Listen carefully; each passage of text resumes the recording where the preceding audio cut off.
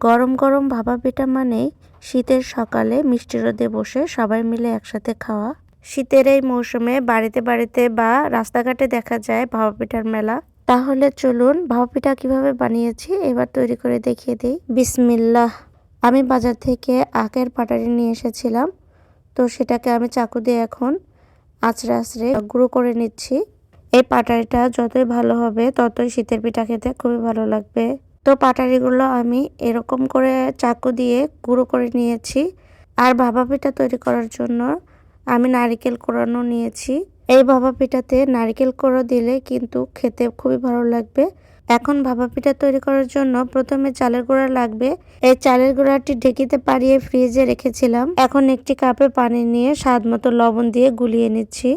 তবে ভাপা পিঠা তৈরি করার আগে একটি হাঁড়িতে পানি দিয়ে চুলায় ফুটানোর জন্য বসিয়ে দিলাম। এখন চালের গুঁড়াতে পানি দিয়ে ভাপা পিঠার জন্য তৈরি করে নিচ্ছি। তবে ভাপা পিঠা তৈরি করার জন্য চালের গুঁড়াতে পানির পরিমাণটা অল্প অল্প করে দিতে হবে। পানির পরিমাণটা এমনভাবে দিতে হবে যেন চালের গুঁড়াটা একদম ঝরঝরাও না থাকে এবং একদম নরমও না হয়ে যায়। তো আমার পানি দিয়ে চালের গুঁড়াটি তৈরি করা হয়ে গেছে। এখন আমি চাল দিতে ছেলে তৈরি করে নিচ্ছি ভাপা পিঠার জন্য চালের গুঁড়াটি। আমার জানা মতে সকলের ঘরে ঘরে কিন্তু এরকম চালনি থেকে থাকে। তবে এরকম ছিদ্র অনুযায়ী যে কোনো চালনি দিয়ে কিন্তু এই ভাপা পিঠার চালের গুঁড়াটি তৈরি করে নিতে পারেন। এবার ভাপা পিঠা তৈরি করার জন্য এরকম মাটির পাত্র বা খোড়া নিয়েছি। ভাপা পিঠা তৈরি করার জন্য এরকম পাত্র যদি না থাকে তাহলে পিরিচ অথবা স্টিলের বাটিতে করেও ভাপা পিঠা তৈরি করে নিতে পারেন। আজকের এই পিঠাকে আমি 2 লেয়ারের ভাপা পিঠা তৈরি করব। সাথে নারকেলের কোড়াও দিয়ে দিচ্ছি। এই 2 লেয়ারের ভাপা পিঠা খেতে খুবই মজা লাগে। এখন ভাপা পিঠার খোড়াতে ঢেকে দেওয়ার জন্য এরকম পাতলা সুতি সাদা কাপড় নিয়েছি। আপনারা চাইলে কিন্তু যে কোনো পাতলা সুতি কাপড়ই নিতে পারেন। এখন একটি পিঠা ফুটানো পানির হাঁড়িতে বসিয়ে দিচ্ছি। ভাপা পিঠা হাঁড়িতে বসিয়ে দিয়ে খোড়াটি উঠিয়ে নিচ্ছি। সব কিছুর শুরুটা যদি হয় সুন্দর তাহলে তো সকলের মনেই ভালো লাগে। আমি যে পিঠাটি হাঁড়িতে দিয়েছিলাম সেটার একটি পিঠা আমার হয়ে গেছে। আর এরকম পিঠা কিন্তু গরম গরমই খেতে হয়, জুড়িয়ে গেলে কিন্তু খেতে ভালো লাগে না। এবার আরেকটি পিঠা আমি তৈরি করে নিচ্ছি। এই পিঠাগুলো তৈরি করার সময় গুঁড়োগুলো হালকাভাবে হাত দিয়ে চেপে নিতে হবে। আর আপনি মিষ্টির পরিমাণটা কতটুকু দিবেন সেই অনুযায়ী মিষ্টির পরিমাণটা দিয়ে দিবেন। আমি কিন্তু প্রত্যেকটা পিঠায় 2 লেয়ারের তৈরি করে নিচ্ছি এবং হাত দিয়ে হালকাভাবে চেপে চেপে পিঠাগুলো তৈরি করে নিচ্ছি। চালের গুঁড়োতে পানির পরিমাণটা যদি ঠিক থাকে তাহলে কিন্তু এই পিঠা ভাঙবে না। তাই চালের গুঁড়োতে সবসময় পানির পরিমাণটা ঠিকঠাক মতো নেবেন, তাহলে পিঠাটি অনেক সফট হবে। শীত আসলেই কিন্তু ভাপা পিঠা ছাড়া একদমই চলে না। আর শীত আসলে প্রত্যেকের বাড়িতেই চলে নানা রকমের পিঠাপুলির আয়োজন। আমি যখন ছোট ছিলাম তখন মাকে অনেক ধরনের পিঠা বানাতে দেখেছি। আর শীতের সকালে মায়ের হাতের পিঠা খেয়ে কিন্তু অনেক আনন্দ আর মজা করেছি।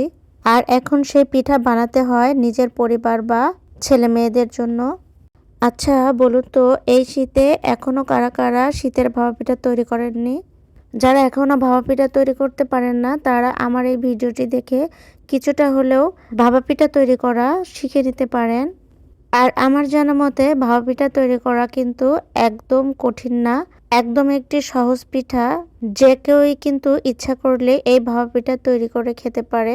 দেখেন আমি কিন্তু একটা একটা করে পিঠা তৈরি করছি আর কাপড় থেকে স্মুথলি ভাবে পিঠাগুলো কাপড় থেকে আলাদা করে নিচ্ছি।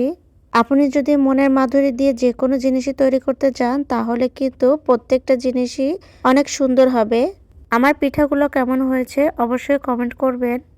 এবং আমার চ্যানেলের যারা নতুন দর্শক বা ভিডিও দেখছেন তারা আমার এই ইউটিউব চ্যানেলটাকে অবশ্যই সাবস্ক্রাইব করে দিবেন এবং ফেসবুক পেজে অবশ্যই ফলো দিয়ে রাখবেন, যাতে আমার নতুন নতুন ভিডিও নোটিফিকেশন আপনাদের কাছে পৌঁছায় এবং নতুন নতুন রেসিপি দেখতে পান। এই দেখুন আমি গরম গরম ভাপা পিঠা তৈরি করছি আর চুলার উপর থেকে শেষ হয়ে যাচ্ছে। এই ভাপা পিঠা কিন্তু গরম গরম বানিয়েই গরম গরম অবস্থায় কিন্তু খেতে হয়, ঠান্ডা হয়ে গেলে খেতে ভালো লাগবেও না। আমরা গৃহিণীরা সবসময় পরিবারের জন্য অনেক কষ্ট করে যাই। যাই হোক, আপনাদের সাথে কথা বলতে বলতে আমার সবগুলো পিঠা বানানো হয়েছে, আর এর মধ্যে অনেকগুলো পিঠাই গরম থাকা অবস্থাতেই খাওয়া হয়ে গেছে। আর ভাপা পিঠা কিন্তু গরম গরম অবস্থাতেই খেতে হয়। দেখুন আমার পিঠাগুলো থেকে এখনো কিন্তু গরমের বাষ্প বের হচ্ছে। তো এখনো যারা ভাপা পিঠা বানাতে পারেন না বা ভাপা পিঠা বানিয়ে খেতে পারেননি, তারা আমার এই ভিডিওটি দেখে অবশ্যই ভাপা পিঠা বানিয়ে খেতে পারবেন। আমার চ্যানেলের প্রত্যেকটা রেসিপি কিন্তু খুব সহজভাবে বানিয়ে দেখানোর চেষ্টা করি। আমি তৈরি করি গ্রামের সহজভাবে সকল ধরনের রেসিপি তৈরি করার জন্য।